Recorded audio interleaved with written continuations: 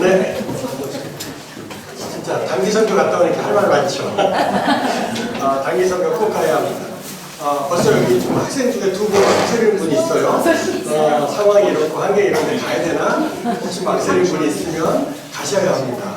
네, 단기 선교 가야만 이 DTS가 아주 놀랍게 열매 맺고 마무리되어지는 것 같아요.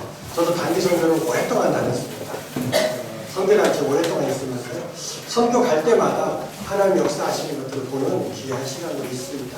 그래서 이 강의를 통해서 여러분 배운 것이 있다면 단기 선교 가서 그 강의 때 배운 것들을 적용하는 시간 같습니다. 그래서 퍼센트들을 따져보니까요. 강의 50%, 단기 선교 50%.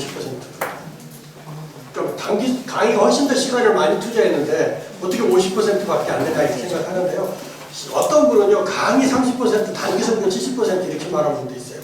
그렇게 말하려다가 그냥 50도 오시는 분이 있어요. 그만큼 중요합니다. 그래서 꼭 지금부터 기도하시고 저정싸움도 하시고 준비하셔야 할 겁니다. 자, 그러면 이제 1시간 정도 남았는데요. 핵심적인 내용 하나를 여러분과 좀 나누면서 그러면서 시간들을 마무리해야 될 것 같습니다.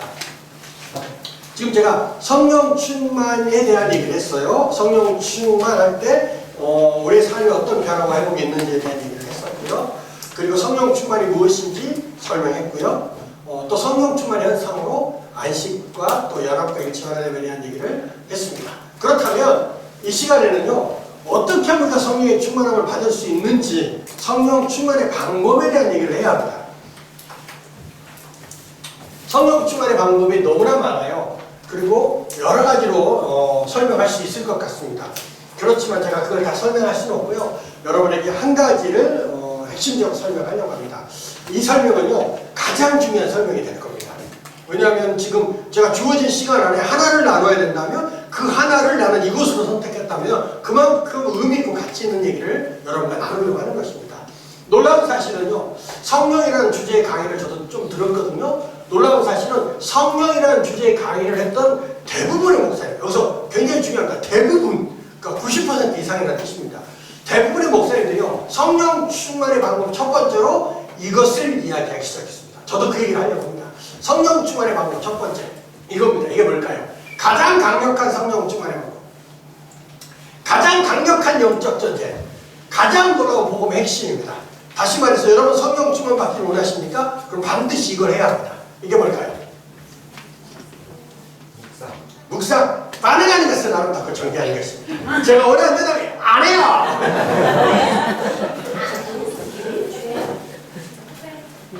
누구요? 네. 반응하는 것은 아름답고 제가 원하는 대답이 맞습니다. 진짜요. 회개가요. 가장 강력한 성령 충만의 방법입니다.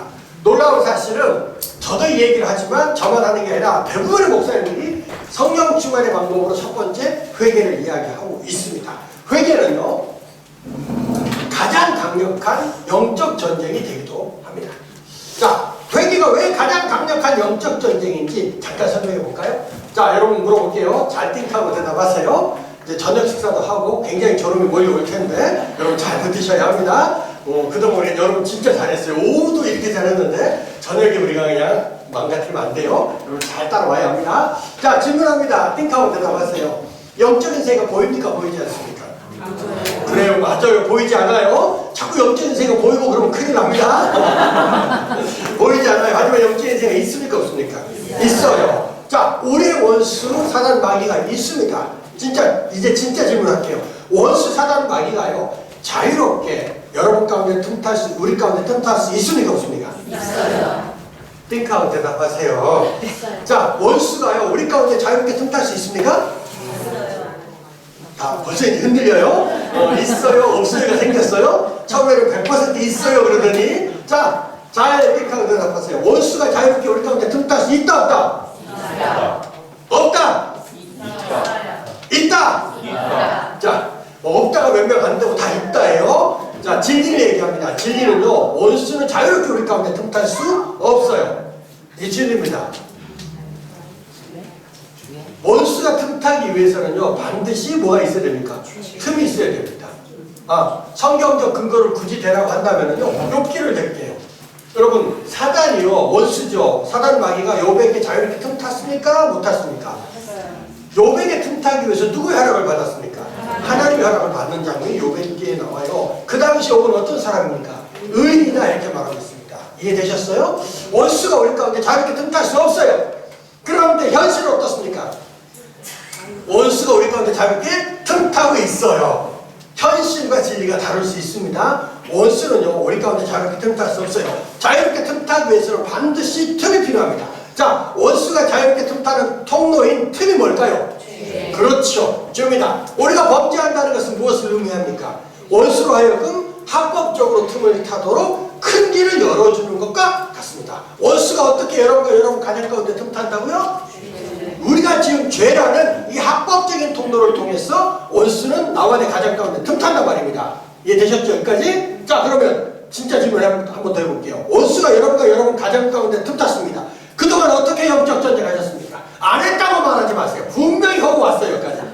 어떻게 영적 전쟁하셨죠? 이럴 줄 알았어. 자, 이것은 여러분이 몰라서 그러는지 안 한 게 아니라 몰라서 그랬어요. 어떻게 영적 전쟁했냐면 이렇게 했잖아요. 예수의 이름으로 명하노니 나와 내 가정 가운데 틈탄 어둠은 떠나갈지어다. 예수 이름 명하노니 더러운 사단은 떠나갈지어다. 예수 이름 명하노니 혼미케 하는 영은 끊어질지어다. 예수 이름 명하노니 두려움의 영은 떠나갈지어다. 이렇게 영적 전쟁 했단 말입니다. 이걸 뭐라고 말하냐면 영적 전쟁 또는 신앙의 선포 또는 명령 이렇게 말합니다. 자, 이렇게 영적 전쟁 했단 말이에요. 그죠? 그런데 이거보다 더 강력한 예수의 이름으로 대적하는 것보다 더 강력한 영적 전쟁이 뭐라는 거예요? 회개란 말입니다. 언더가 좀 스탠드 됩니까? 네. 지금 대부분 이해를 못했어요. 여기는 이해를 했는데 여기는 지금 너무 반응을 안 해. 자, 졸린 건지 반응을 안 하는 건지 정신 차리세요 지금 아줌마들. 자, 원수가 우리 가운데 틈타잖아요. 그동안 우리가 예수 이름 대적했단 말입니다. 이거보다 더 강력한 영적 전쟁은 회개입니다. 왜 이게 회개가 강력한 영적 전쟁이냐면 원수가 틈타는 통로가 뭐다? 죄를 무엇으로 다룰 수 있습니까? 회개를 통해서 다룰 수 있단 말입니다. 이해가 되세요? 그래서 원수가 틈타고 난 다음에 예수 이름으로 대적하는 것도 강력한 영적 전쟁이지만 원수가 틈타는 통로가 뭐야? 죄. 그 죄를 회개를 통해서 다뤄버리면 말도 못해. 틈 타지도 못해. 틈 타고 난 다음에 예수 이름으로 대적하는 것도 강력한 영적 전쟁이지만 그 틈 타는 통로인 죄를 회개를 통해서 다뤄버리면 틈 타지도 못해. 이걸 뭐라고 말합니까? 원천공세! 이렇게 얘기합니다. 언더가 좀 스탠드 됩니까? 네. 자, 원천공세라는 한자 수어를 이해하시죠? 네. 안 되는 분은 지금 인터넷에서 확인하세요. 원천공세 찍어보면 바로 네이버 하나님 다음으로 전지전능한 네이버입니다. 자, 그래서 회개가 가장 강력한 영적 전쟁이 되는 거예요. 이해하시겠습니까? 이 회개가 가장 강력한 영적 전쟁이면서 동시에 가장 강력한 성령 충만의 방법입니다. 동시에 가장 놀라운 복음의 핵심입니다. 왜냐하면 성경 66권 전체가 무엇을 얘기하고 있습니까? 회개를 이야기하고 있기 때문에 그렇습니다. 많은 청년들과 성도들이요, 목사가 회개를 얘기하면 뭘 생각합니까? 죄책감, 실패감, 정죄감을 생각해요. 그래서 회개를 설교하거나 강의하는 것을 좋아합니까? 싫어합니까? 좋아하지 않아요. 진짜입니다. 좋아하지 않아요. 왜? 회개를 강의하거나 설교를 들을 때마다 내 안에서의 죄책감과 실패감과 정죄감이 떠오르니까 그걸 누가 좋아합니까? 그래서 회개를 반복해서 설교하고 강의하는 목사님에 대해서 어리바른 마음들을 가질 수 있어요. 그런데 그것은 잘못된 생각이라는 것입니다. 자, 똑같은 얘기인데 또 해볼게요. 왜 저 같은 목사가 회개를 또 강조하고 반복해서 강조하겠습니까? 이유는 딱 하나. 중요하니까! 성경 66권 전체가 회개를 얘기해요. 증명해 보라고요? 이건 찾지 않고 바로 여기서 증명할 수 있어요. 여러분 구약 성경 보면요, 말라기가 나옵니다. 말라기 핵심이 뭡니까?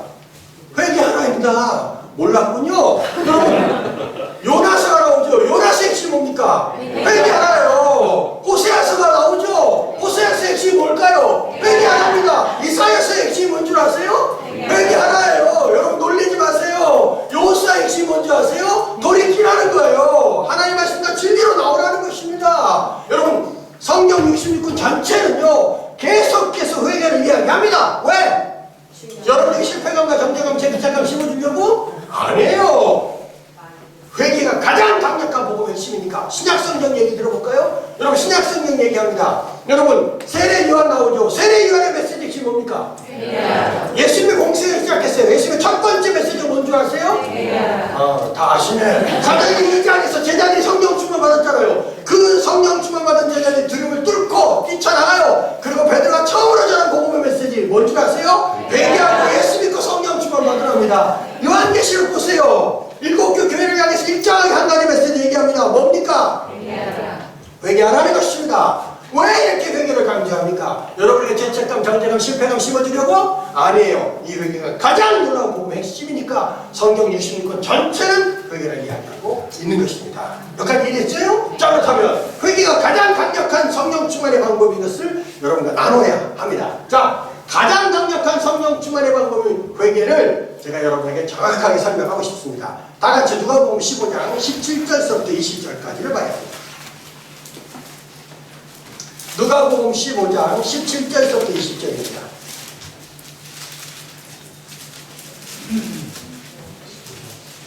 누가복음 15장 17절부터 20절 전반절까지만 읽을 거예요. 딱 보면 탕자의 비유네. 우리가 한두 번 들어본 듯한 하나의 말씀이죠. 자, 이 탕자의 비유를 통해서요, 예수께서 이 강력한 성령 충만의 방법의 회개가 무엇인지 완벽하게 설명하고 있습니다. 그 얘기를 여러분과 나눌 겁니다. 찾았습니까? 같이 읽습니다. 누가복음 15장 17절부터 20절 전반절까지 시작. 이에 스스로 돌이켜 이르되 내 아버지에게 당신이 부족한 궁극을 받는가 나는 여기서 주여 주는구나. 내가 아버지께 가서 이르기를 아버지 내가 하늘과 아버지께 죄를 지었사오니 지금부터는 아버지의 아들이라 일컬음을 감당하지 못하겠나이다. 나를 품꾼의 하나로 보소서 하리라 하고 이에 일어나서 아버지께로 돌아가니라. 거기까지.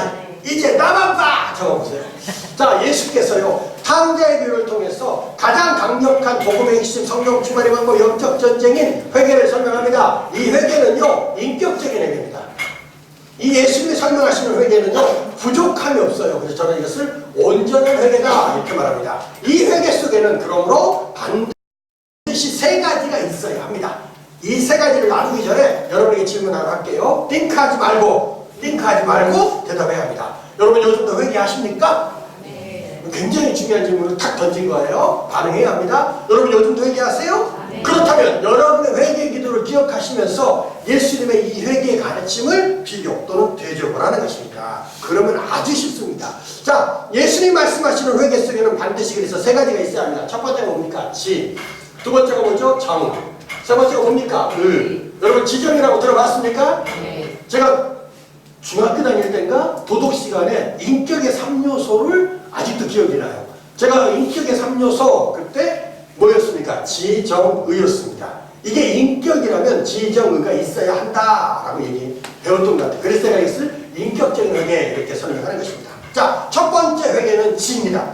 이건 지는 뭘까요? 한자로 쓰면 알지자를 썼겠죠. 자, 한국말로 말하면 뭡니까? 지. 죄를 어렵게 생각하지 마세요. 죄 강이 어려웠습니까? 어렵게 생각하면 말리는 거예요. 말리지 말고 그냥 툭 던지면 돼요. 첫 번째 회개는 뭘까요? 죄를 그렇지 안다, 깨닫는다. 이게 회개입니다. 자, 보세요. 어렵지 않죠? 여러분 언제 회개하시죠? 내가 죄를 지었구나. 이걸 다른 말로 말하면 인정할 때 뭐 하기 시작합니까? 회개하기 시작해요. 이게 회개입니다. 자, 오늘 본문의 탕자를 보세요. 여러분 제가 탕자가 나오는 내용을 다 읽진 않았지만 중요한 부분만 읽었어요. 하지만 여러분 내용을 알아요? 여러분 탕자가 언제 회개하죠? 아버지의 제사를 방탕했을 때 탕자가 회개하던가요? 아니에요. 나중에 성경 읽어보세요. 모르시는 분은 모든 제사를 탕진하고 자기가 사는 나라에 심한 가뭄이 들고 자기는 어디로 들어갑니까? 지금 돼지우리에 들어가서 돼지가 먹는 쥐염나무 열매로 배를 채우려고 하지만 그것도 마음껏 먹을 수 없는 인생의 가장 심각한 위기를 만났을 때 탕자가 어찌할꼬 내가 어찌하였어? 하늘과 아버지에게 이렇게 큰 죄를 지었을꼬 죄를 깨닫기 시작합니다. 죄를 인식하기 시작해요. 이것이 회개입니다. 자, 여러분 혹시 범죄했을 때 내가 죄를 지었구나 라고 깨달아지십니까? 이게 은혜입니다. 이해되세요? 죄 지은 게 은혜라는 게 아니라 내가 죄를 지었구나라고 깨달아지는 게 은혜예요. 여러분 나가보세요. 얼마나 많은 사람들이 천안에 지금 다니고 있습니까?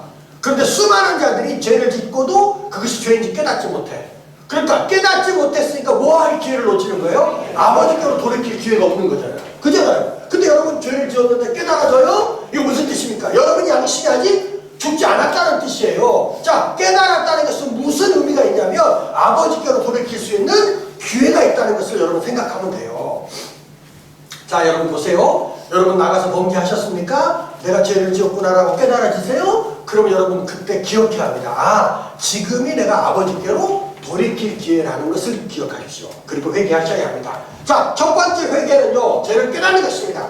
두 번째 회개는 뭡니까? 정입니다. 이 정은 뭘까요? 한자로 쓰면 초코파이 정이라고 들어봤습니까, 여러분? 초코파이 정. 제가요, 이 회개 강의를 가장 잘하는 강의입니다. 제 강의에 백미가 지금 나왔습니다. 네, 저는 교만하잖아요. 우리 교만하게 생겼잖아요. 어쩔 수 없어요. 잘한다고 얘기해야 돼요. 제가 회개 강의를 가장 잘하고요. 가장 좋아합니다. 이 회개 강의 할 때마다 제가 늘 회개합니다. 근데 이 강의를 여기서만 하는 게 아니라 제가 전 세계를 다니면서 해요. 중국, 그리고 베트남, 몽골, 뉴질랜드, 미국. 제가 초청받아서 강의 가면 물론 한국인을 대상으로 강의를 주로 합니다. 하지만 몽골, 중국, 베트남 이런 데는요 현지인 대상으로 또 강의를 합니다. 그러면 통역을 사용해서 제가 강의를 해야 됩니다. 저는 한국말로 하고 한국인 선교사님이 통역으로 그 나라 현지어로 하잖아요. 그러면 이 메시지, 제가 막 전할 이 메시지가 통역을 통해서 흘러가요. 그러면 제가 원하는 만큼의 어떤 임팩트가 떨어지는 거예요. 그러다 보니까 제가 그분들을 이해할 수 있도록. 왜냐면 어떤 강의 초청을 받아도 묵상할 때도 저는 회개 강의를 반드시 합니다. 하나님 성 듣는 강의 회개 강의 반드시 합니다. 영적 전쟁 회개 강의 반드시 합니다. 성경 회개 강의 반드시 합니다. 예배 강의를 맡아도요 회개 강의를 반드시 합니다. 왜? 회개가 그만큼 놀라운 복음의 핵심이고 능력인 것을 제가 믿기 때문에. 그러니까 모든 강의에서 이걸 제가 반드시 하기 때문에 이 내용은 반드시 통역으로 강의를 했다는 뜻입니다. 그러니까 통역을 씁니다. 중국에 갔는데요 통역으로 강의를 10년을 했어요. 너무 어렵더라고요. 이 제가 원하는 만큼 임팩트 흘러가잖아요. 그래서 제가 초코파이를 다 가지고 다니면서 강의를 하기 시작했어요. 그래서 초코파이 주면서 여기 봐라, 여기 초코파이 정이다. 그래서 얼른 먹어. 그러면서 이 강의를 들으라고 합니다. 그러니까 훨씬 더 이렇게 임팩트도 있고 집중도도 높아졌어요. 그래서 제가 그렇게 이제 강의를 했는데 한국에서는 초코파이 안 줘도 돼요. 여러분 다 아니까. 아무튼 제가 묵상한 얘기고, 그래서 초코파이 정이라고 제가 이제 부르기 시작했어요. 자, 이게 초코파이 정인데 뭘 말하는 겁니까? 한자로 이렇게 쓰지만 한국말은 뭡니까? 정이 뭐예요? 왜? 애통하는 거예요. 슬픔을 말합니다. 감정을 말하는 거죠. 자, 어려운 얘기 아니에요. 죄를 깨닫고 정상적인 그리스도는 어떻습니까? 가슴으로 내려와서 슬퍼하고 애통합니다. 정상이죠? 그 얘기 하는 겁니다. 오늘 본문의 탕자를 보세요. 죄를 깨닫고 뭐 합니까? 애통해요. 탕자가 얼마나 심히 애통했는지 성경에 언급되어 있습니까? 안 되어 있습니까? 예수님이 언급했어요? 안 했어요? 반드시 했습니다. 여러분 탕자가 얼마나 심히 애통하고 있냐면 여러분 예수님이 이걸 장난하게 설명해요. 여러분은 제가 부연 설명을 해주니까 탕자가 저렇게 심히 애통했구나 이걸 느끼게 될 거예요. 앞으로 지금 난 나눌 거니까 제가. 근데 예수님 당시에 이 예화를 듣는 제자들과 유대인들은 깜짝 놀라면서 탕자가 심히 애통했다는 것을 그제서 느낍니다. 왜? 탕자가 어디에 들어갔다고 말합니까? 이 한마디로도 유대인들은 탕자가 심히 힘들고 어렵고 비참한 가운데 빠졌다는 것을 바로 인식해요. 왜? 유대인들은 절대로 돼지고기를 먹지도 않고 만지지도 않고 기르지도 않아요. 그 유대인인 탕자가 한국인이 아니에요. 탕자가 유대인입니다. 근데 예수님이 그 탕자가 지금 어디 있다고 말해요? 돼지우리. 이건 뭘 말하는 것입니까? 그 예화를 듣는 모든 이들이 아우 돼지우리. 이 정도로 경악스러운 얘기를 하는 거예요. 근데 우리는 돼지 그러면 삼겹살, 고기를 아무 감동이 없어. 그죠? 네. 그러니까 이걸 조금만 설명을 그 당시의 어떤 문화와 정서를 설명해주면 이게 얼마나 놀라운 메시지인지를 여러분이 쉽게 깨닫게 돼요. 아무튼 탕자의 신분을 보면 됩니다. 돼지우리에 들어간 것도 기가 막힌데 탕자의 신분으로 탕자가 심히 애통하고 있다는 것을 얘기합니다. 자, 탕자의 첫 번째 신분이 뭡니까? 아들. 근데 오늘 본문을 보면 탕자가 지금 자기를 무엇이라고 고백하고 아버지 집으로 가려고 해요. 뭡니까?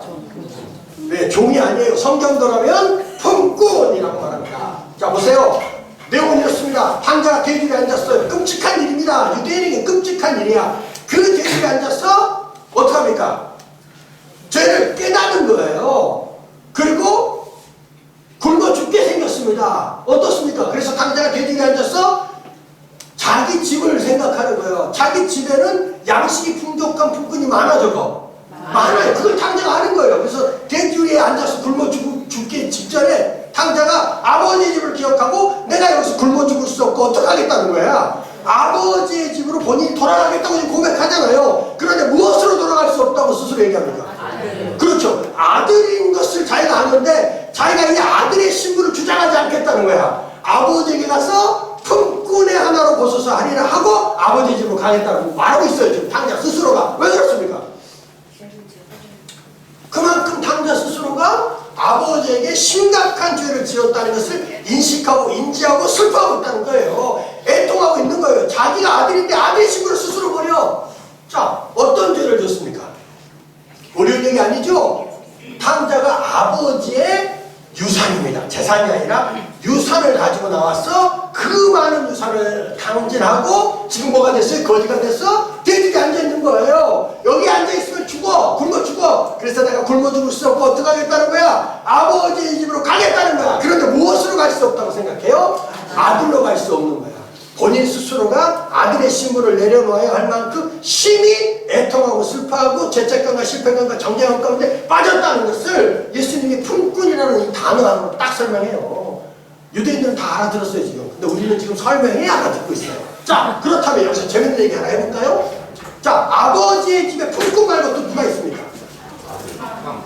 제가 어떤 집회에 가가지고요, 아버지의 품꾼 말고 누가 있습니까? 그랬더니 어떤 분이 엄마가 있대. 깜짝 놀랐어요. 그렇죠? 엄마가 있을 수 있겠죠? 거기 성경에 엄마는 없었더라 이런 얘기 없어. 그러니까 제가 할 말이 없더라고요. 그래, 엄마가 있었구나. 어떤 학교 갔더니 아저씨가 있어요, 뭐 큰아들이 있어요, 뭐 아빠가 있어요. 당연히 아버지 집에 아빠가 있지. 자, 그렇게 얘기를 하더라고요. 근데 제가 원하는 대답이 아니었어요. 제가 원하는 단어가 뭘까요? 아니요, 종입니다. 종. 아버지의 집에는요, 품꾼도 많지만 누구도 많아요? 종도 많아요. 나중에 읽어보면 아버지가 종을 부리는 장면이 나오거든요. 근데 탕자가 얼마나 심히 애통했던지 나 같은 놈은 아버지의 집에 종이 될 자격도 없다고 생각합니다. 이와 같이 심히 애통하고 있다, 슬퍼하고 있다 얘기를 하는 겁니다. 자, 질문합니다. 띵카하지 말고 넌센스니까 대답해 보세요. 종과 품꾼의 차이를 제가 원하는 단어로 설명해 주십시오. 종은 집안 네네, 괜찮아. 얘기해 보세요. 종은 그렇지, 그렇지.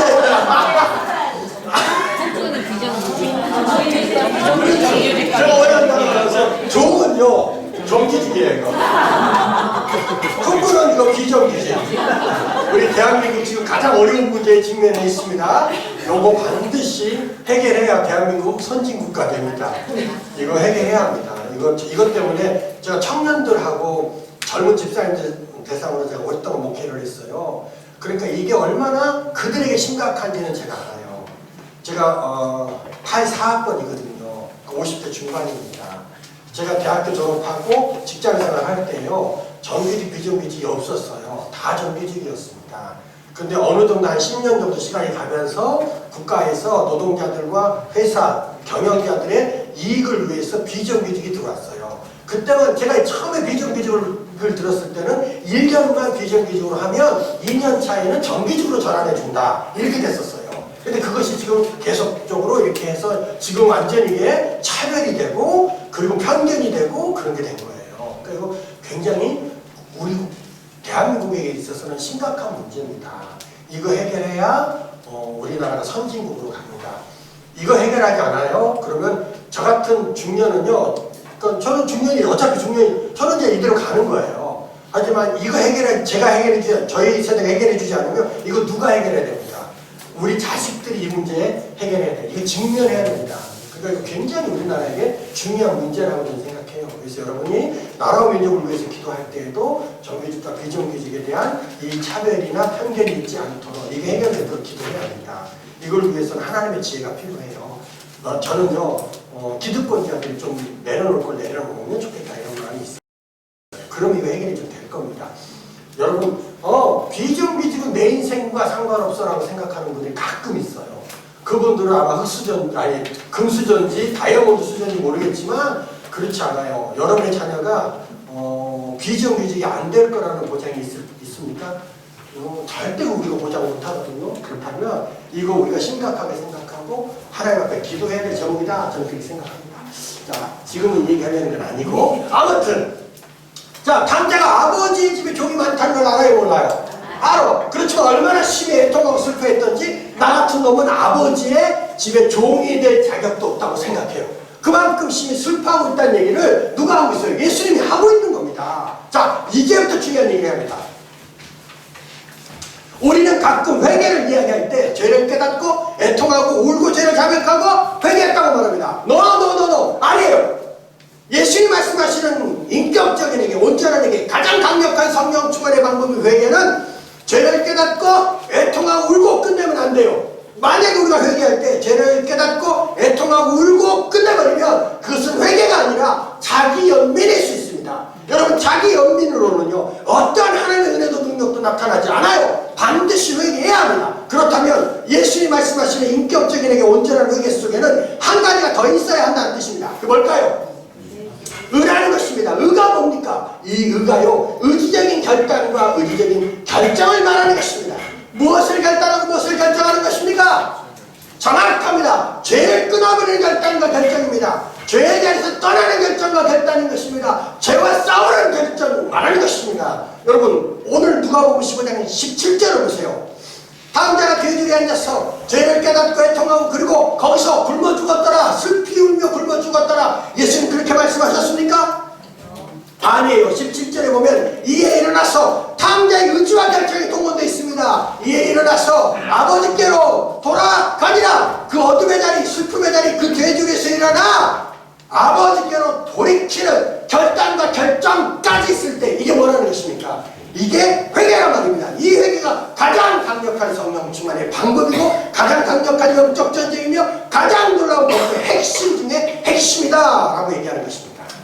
할렐루야. 네. 여러분, 성령 충만 받기를 원하십니까? 네. 그렇다면 여러분 회개하셔야 합니다. 여러분이 해야 될 회개는 죄를 깨닫고 슬퍼하고 애통하며 울며 끝내는 회개가 아니라 그 죄와 싸우며 그 죄를 끊어버리며 그 죄의 자리에서 떠나는 결단까지 있는 회개라는 것을 꼭 기억해야 하는 것입니다. 자, 여기까지가 복음입니다. 그러면 좀 더 설명해야 합니다. 자, 여러분에게 질문합니다. 잘 띵크하고 대답해야 합니다. 여러분, 제가 범죄할까요? 안 할까요? 띵크하세요. 자기 같은 줄 알아. 자, 내가 범죄하는 거 보셨습니까? 추측도 죄입니다. 추측 죄야. 자, 띵크하고 대답하세요. 여러분, 제가 범죄할까요? 안 할까요? 봤어요? 네. 맞아요. 여러분만큼 범죄합니다. 여러분, 그러면요, 여러분 제가 회개할까요? 안 할까요? 어떻게 할까요? 잘. 내가 이런 얘기를 자주 들어요. 제가 이 강의를 안 하면 몰라도 했는데 이렇게 얘기하면 여러분 오늘 6시 반이 돼도 집에 못 가고 7시가 돼도 집에 못 간다 이 뜻입니다. 왜? 여러분하고 나하고 다시는 만날 일이 없어. 눈치 안 본다 이 얘기입니다. 어떻게 회개할까요? 네, 이거 강의용 아니에요. 강의하려고 여러분에게 나누는 거 아니에요. 제가 이렇게 회개하니까 이 회개를 여러분과 나누는 겁니다. 자, 이제부터 제가 회개했던 얘기를 여러분과 나눌 겁니다. 지금 나누는 얘기는 거짓말이 1도 섞이지 않은 100% 오리지널을 여러분과 나누려고 합니다. 여러분, 제가 범죄합니다. 어떻게 회개하냐고요? 이렇게 합니다. 첫 번째, 이거 제 얘기입니다. 이제 죄를 깨닫아요. 그죠? 그리고 두 번째, 그 가슴으로 내려와서 심히 애통하고 슬퍼해요. 그리고 죄를 어떻게 합니까? 하나님께 자백해요. 울며 자백해요. 그리고 제가 선교단체, 예수전도단이라는 선교단체에서 사람에게 자백하는 것을 배웠어요. 고백하는 걸 배웠습니다. 여러분, 서로 죄를 자백하고 고백하는 것은 굉장히 영적인 것이에요. 그런데 이 공동체가 서로 죄를 자백하고 고백하는 그 그런 영적인 공동체가 되기를 원한다면 한 가지 선행되어야 할 일이 있습니다. 그 뭘까요? 위탁과 신뢰라는 기반이 형성되어야 합니다. 이 공동체가 서로 위탁과 신뢰라는 기반이 형성되어 있지 않는데 여러분이 서로 죄를 자백하고 고백해버리면 누가 틈타요? 어둠이 원수가 틈타면서 판단하고 미워하고 정죄하고 시기하고 조롱하고 멸시하는 일들이 일어나기 시작합니다. 이해되셨죠? 그러므로 서로 죄를 자백하고 고백하는 공동체가 되기 위해서는 반드시 위탁과 신뢰라는 기반을 쌓는 것이 중요하다라는 얘기를 하는 겁니다. 그래서 교회가요, 교회 공동체가 서로 죄를 자백하고 고백하는 공동체가 되는 것은 아주 이상적입니다. 여러분 1907년, 1905년 한국 안에 엄청난 성령의 대폭발적인 부흥이 있었습니다. 그 부흥의 시작이 뭔지 아십니까? 서로 죄를 자백하며 고백하는 일에서부터, 다시 말해서 회개 운동에서부터 이 폭발적인 부흥의 역사가 일어났던 것들을 꼭 기억하십시오. 여러분 성경을 보면 너희가 병 낫기를 원하느냐? 그러면 서로 죄를 자백하고 고백하라고 성경은 말하고 시작합니다. 이건 굉장히 중요한 거예요. 근데 우리가 위탁과 신뢰라는 기반 없이, 이런 영적인 기반 없이 막 죄를 자백하고 고백하는 일들을 하기 시작하면 어둠이 틈탈 수 있어요. 그래서 저 같은 목사는 그 어둠이 틈타지 못하도록 우리가 이런 기반을 가지고, 영적인 기반을 가지고 이런 것도 중요하다 얘기를 하는 거예요. 하지만 저 같은 경우는요, 예수전도단에서 간사님들과 함께 공동생활을 오랫동안 했습니다. 공동생활 뭔지 아시죠? 같이 살았어요. 그러니까 충분히 위탁과 신뢰라는 기반이 형성돼 있었습니다. 그러니까 제가 그 간사님들 앞에서 내가 이런 죄를 지었다고 고백하는 것이 무지하게 어려웠지만 나름 쉬웠던 겁니다. 그래서 제가 사람 앞에 죄를 고백했습니다. 이게 제 얘기입니다. 그리고 울고 끝내지 않았어요. 끊어야지. 제가요, 그 죄를 미워하고 죄를 끊어버리며 그 죄에 대해서 일어나 당자처럼 아버지께로 돌이켰습니다. 그런데 문제가 생겼어요. 일주일도 안 됐는데 제가 어디 있는 것입니까? 예, 어디 있죠? 그 돼지우리, 그 어둠의 자리, 죄악의 자리에 앉아서 죄의 열매를 먹고 있는 내 모습을 보는 것입니다. 여러분 제가 어떻게 했을까요? 그렇지. 어떻게 다시 회개하는 거죠. 다시 죄를 깨닫고 애통합니다. 이때 애통은 어떻습니까? 저와 같은 경험 있는 분, 제가 무슨 말 하는 줄 알죠? 심히 애통합니다. 왜? 내가 회개했던, 미워했던 그 죄를 반복해서 짓는 내 모습 심히 애통했습니다. 그리고 울면서 하나님께 나와 죄를 자백했어요. 그리고 사람 앞에 나가서 내가 이런 죄를 또 졌다고 고백했습니다. 그리고 거기서 끝내지 않아요. 그 죄를 끊어버려야지. 그 죄의 자리에서 떠나야지. 제가 죄를 끊어버리고 그 죄의 자리에서 일어나 아버지께로 돌이켰습니다. 놀라운 일이 났습니다. 일주일도 안 되는데 제가 어쩌는 것입니까? 여러분 실망해도 소용없어요. 이게 저입니다. 사실 제 얘기하는 건 거짓말 일도 없다는 얘기를 했죠. 제가 어디 있는 거예요? 그 돼지에 앉았어. 죄의 열매를 먹고 있는 내 모습을 보는 것입니다. 무슨 얘기하는 것입니까? 회개하고 또 그 죄 짓고, 회개하고 또 그 죄를 반복해서 짓는 내 모습 말입니다. 여러분 제가 어떻게 했을까요? 뭘 어떻게? 다시 회개합니다. 다시 죄를 깨닫고 애통합니다. 이때 애통하면 어떻습니까? 저와 같은 경험 있는 분 제 말 아시죠? 심히 애통합니다. 그리고 통곡하며 하나님 앞에 나와서 죄를 고백했습니다. 그리고 사람 앞에 나와서 죄도 자백했어요. 그리고 거기서 끝내지 않았습니다. 제가 그 죄를 끊어버리며 그 죄의 자리에서 일어나, 그 어둠의 자리에서 일어나 아버지께로 돌이켰습니다. 드디어 기적이 일어났습니다. 일주일도 안 됩니다. 제가 듣는 것은 진짜입니다. 제가요 그렇게 회개하고 통곡했는데 제가 다시 그 죄의 자리에, 어둠의 자리에 앉아서 그 죄의 열매를 먹고 있는 내 모습을 보는 것입니다. 여러분 제가요 하나님께 이렇게 기도하기 시작했습니다. 하나님, 나는 이 죄를 끊어버릴 수 없는 것입니까? 하나님, 나는 이 죄에서 자유케 될 수 없는 것입니까? 아무리 회개해도 이 죄를 끊어버릴 수 없는 내 모습 말입니다. 제가 하나님께 이렇게 기도하기 시작했어요. 하나님, 만약에 내가 이 죄를 끊어버릴 수 없다면, 이 죄에서 떠날 수 없다면 하나님, 나는 이제 아무것도 할 수 없습니다 라고 고백했어요. 그때 제가요 목사였습니다. 선교단체의 리더였어요. 선교사 후보생이었습니다.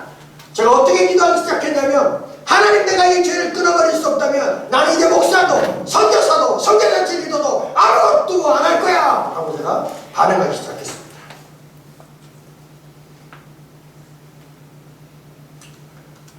그때 우리 하나님 어떤 하나님이십니까?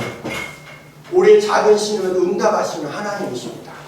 제가 아무것도 할 수 없고 낙심하고 절망할 그때 하나님 내 안에서 말씀하기 시작해요. 하나님 이렇게 말씀하셨습니다. 병호야, 네가 이런 인격적인 회개 일주일에 몇 번 하니? 성령의 내적 음성으로. 제가 하나님께 반응했습니다. 제가 대답 안 했어요. 50번 합니다. 하나님 내 안에서 말씀하세요. 병호야, 네가 이런 인격적인 회개 온전하는 게 50번 중단하지 않고 포기하지 않으면 그 다음 주에 몇 번 하니? 제가 대답하는 내 안에서 49라는 숫자가 생겼습니다. 하나님 내 안에서 말씀하세요. 병호야, 네가 이런 인격적인 회개 온전하는 게 49번 중단하지 않고 포기하지 않으면 그 다음 주에 몇 번 하니? 제가 대답하네요. 48, 그 다음 주에 47, 그 다음 주에 46, 그 다음 주에 45. 하나님 내 안에서 말씀하세요. 병호야, 회개가 무엇인 줄 아니? 회개는 완성이 아니고 회개는 과정이다 라고 말씀하셨습니다. 저는 깜짝 놀랐어요. 왜냐하면 저는 A라는 죄를 회개하면 다시는 그 죄를 짓지 않는 것이 회개인 줄 알았습니다. 근데 하나님은 한 번도 회개를 완성으로 말씀하지 없다는 것입니다. 회개는 과정이라는 것입니다. 무엇의 과정? 성화의 과정. 무엇의 과정? 성결의 과정. 무엇의 과정? 예수 그리스도의 장성한 믿음의 능력으로 성숙하는 과정이 뭐라는 것입니까? 회개라는 것입니다. 저 깜짝 놀랐어요. 제가 반응하기 시작했습니다. 하나님, 회개가 과정입니까? 예수 그리스도를 닮아가는 성숙함의 과정입니까? 제가 이렇게 기도하기 시작했어요. 낙심했던 제가 이렇게 기도하기 시작했어요. 하나님, 그렇다면 하나님, 제가 하루에 50번이라도 회개하겠습니다. 왠 줄 아십니까? 제 평생의 소망이 뭔 줄 아십니까? 예수 그리스도 그분을 닮는 것입니다. 그 과정이 회개라면 하나님께서 이 과정을 중단하지 않겠습니다. 포기하지 않겠습니다라고 말하기 시작했어요. 그리고 제가 하나님 앞에 하루에 50번이라도 제가 회개했습니다라고 고백하기 시작했습니다. 그때 저를 두르고 있었던 그 엄청난 죄책감과 실패감과 정죄감의 멍이가 제게서 떠나가며 제 안에서 자유함이 일어나기 시작했습니다. 그리고 기적이 일어났어요. 그날부터 오늘까지 제 인생에 한 가지 기적이 계속되고 있습니다. 그게 뭘까요? 어떠한 경우에도 내 스스로가 나를 돌아봤을 때 혐오스럽고 가증스러운 죄를 지었다 할지라도 제가 무엇만큼은 절대로 회개만큼은 중단하지 않고 포기하지 않고 있다는 것입니다. 이것이 제 인생의 기적입니다. 여러분, 제가 이 자리에 서서 예수가 그리스도라고 선포할 수 있는 이유가 무엇인 줄 아십니까? 제가 여러분보다 잘났고 신령하고 신학교하고 목사이기 때문에 이 자리에 설 수 있는 자격이 있다고 여러분 생각하셨어요? 네, 아니에요. 저는 한 번도 그렇게 생각해 본 적이 없습니다. 제가 이 자리에 서서 감히 복음을 전하고 예수가 그리스도인 것을 선포할 수 있는 이유가 있다면 그것은 딱 하나입니다. 어떠한 경우에도 내가 내 인생을 돌아봤을 때 혐오스럽고 가증스러운 죄를 지었다 할지라도 제가 회개만큼은 포기하지 않고 중단하지 않았기 때문에 제가 이 자리에 있을 수 있다라고 저는 생각합니다. 이것이 제 인생의 기적입니다. 여러분, 저는요 어떠한 경우에도 회개를 중단하지 않고 포기하지 않고 있습니다. 이 회개가요 가장 강력한 성령 충만의 방법이며 가장 강력한 영적인 전쟁인 동시에 가장 놀라운 복음의 핵심인 것입니다. 여러분, 꼭 회개를 기억하시고 어떠한 경우에도 여러분 회개를 중단하지 마시고 포기하지 마십시오. 회개하는 그리스도인 가장 놀라운 그리스도인 것을 믿으시기를 바랍니다. 자, 이 회개에 대한 얘기 제가 이 정도 하고요. 이 회개가 가장 강력한 영적 전쟁이라는 것에 대해서 여러분과 나눠보고요. 한 가지 여러분에게 이제 시간이 없지만 제가 5분 안에 제가 이 얘기를 해야 합니다. 여러분, 제가 아까 지금 공식 하나를 얘기했었잖아요. 기억이 안 나죠? 뭐 들어도 몰라, 적어도 몰라, 배워도 몰라, 그죠? 그러니까 적지 말라고 하는 얘기가 맞아요. 공식 하나를 얘기했어요. 이게 흔들리면 예수 10년, 20년, 36년 나처럼 목사가 됐는데 예수 믿는 기쁨과 기대와 소망과 자유가 없다고 반복해서 얘기했어요. 그죠? 공식 뭐였죠? 오케이. 영적인 것으로. 그럼 오늘 공식 2, 두 번째 얘기를 해주려고 해요. 5분 안에 할게요. 자, 공식 2입니다. 그거 뭐냐면요, 믿음의 공식입니다. 이거 흔들리는 사람도 너무 많아. 응답의 함정에 빠진 사람이 너무 많아. 그래서 성령 충만 받기를 원한다면 여러분 믿음의 공식을 반드시 기억해야 합니다. 그래야 그 사람 성령 충만 받을 수 있어요. 무슨 얘기냐고요? 자, 올해 기도가 응답됩니까? 안 됩니까? 아유, 그냥 진리만 얘기하세요. 여러분 경험 얘기하지 말고 자, 우리에게 응답됩니까? 안 됩니까?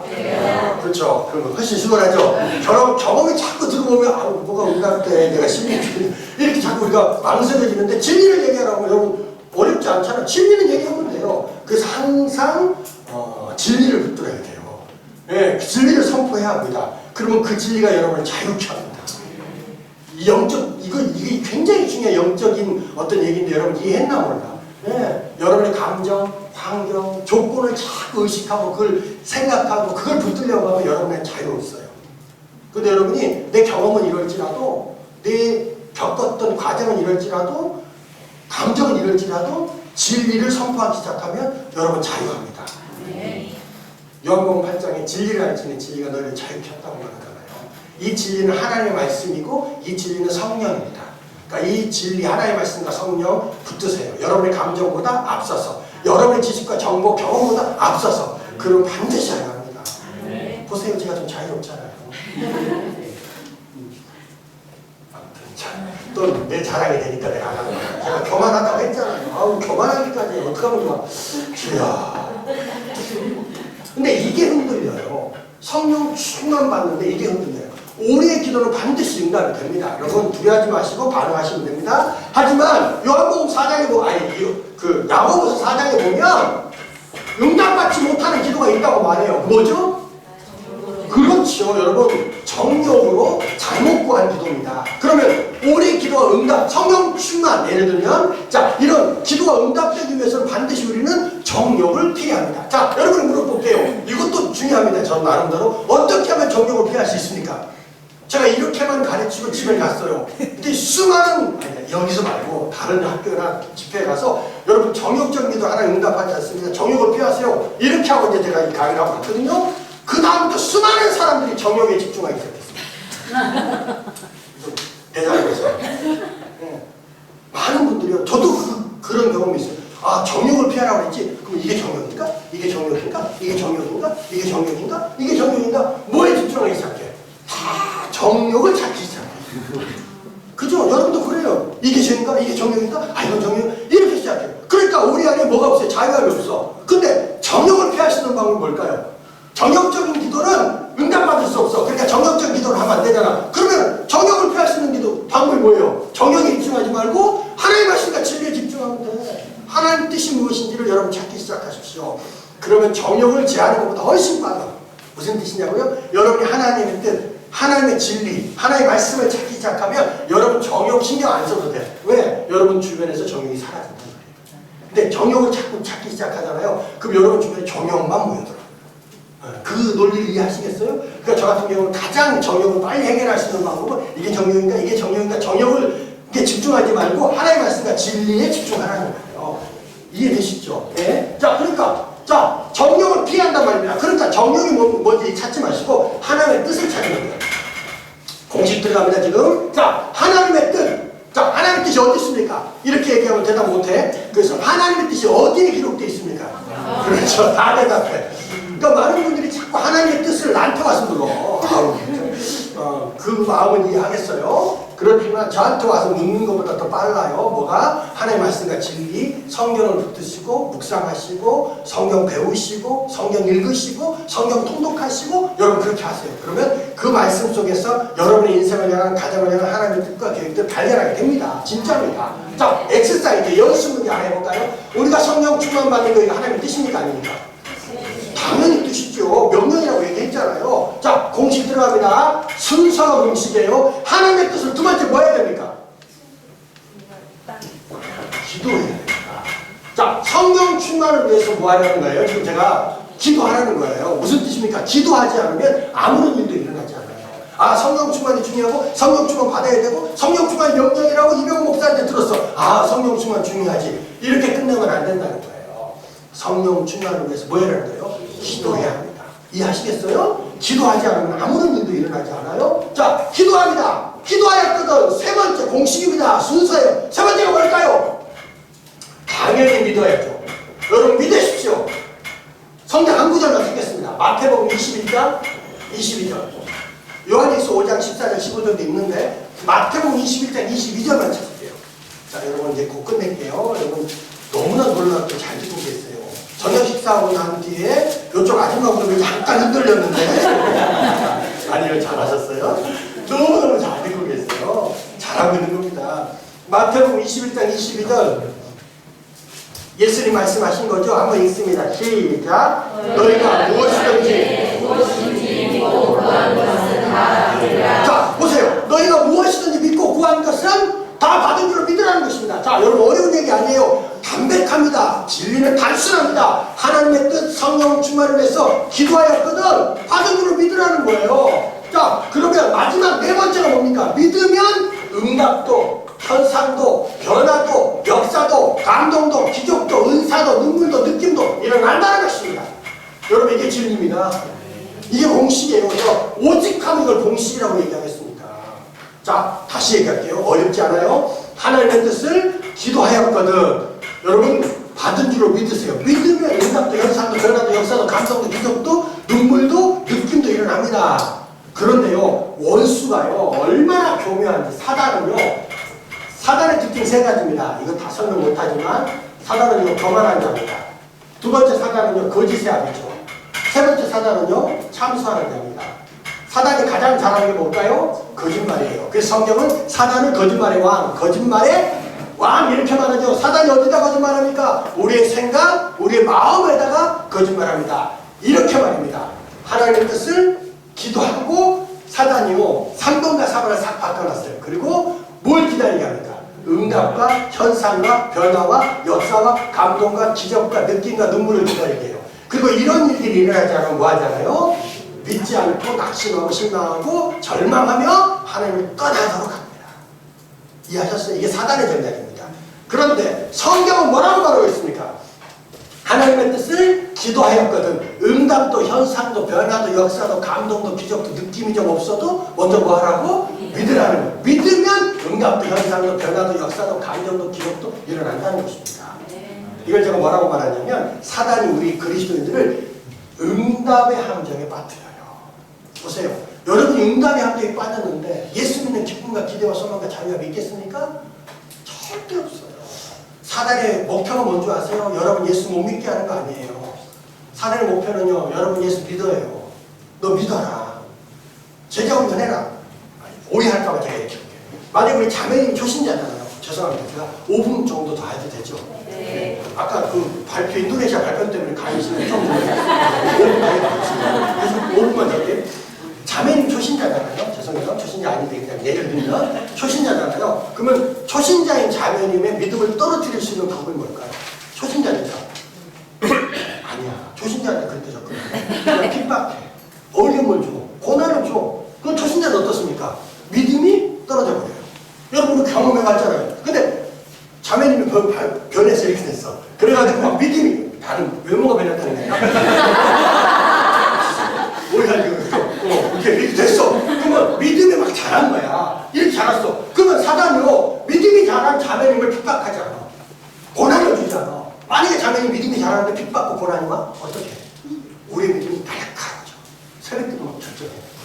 그지? 금식해. 믿음이 자라가지고 사단이 이걸 알아보라.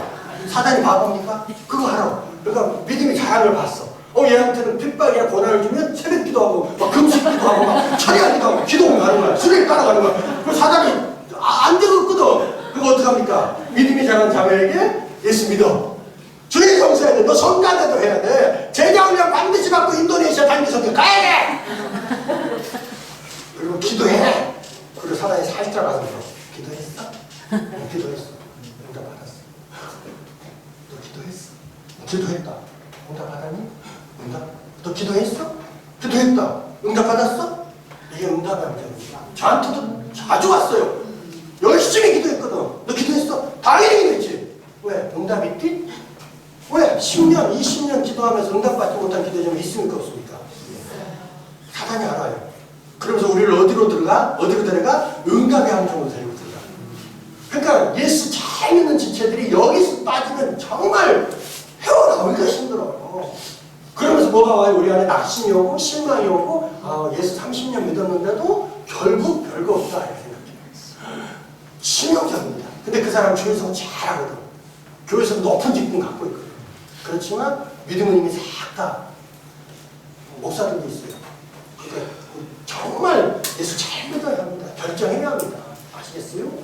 그러다 이 응답이 합니다. 이 공식이 흔들리는 사람이 그런 사람이 의외로 많아요. 저도 흔들려 봤고. 그러니까 제가 이걸 뭐라고 말해요? 감히 공식이다 이렇게 말해요. 여러분 공식은 어떤 것입니까? 절대로 바꿀 수 없는 거예요. 공식은 반드시 지켜야 되는 겁니다. 이해되시겠어요?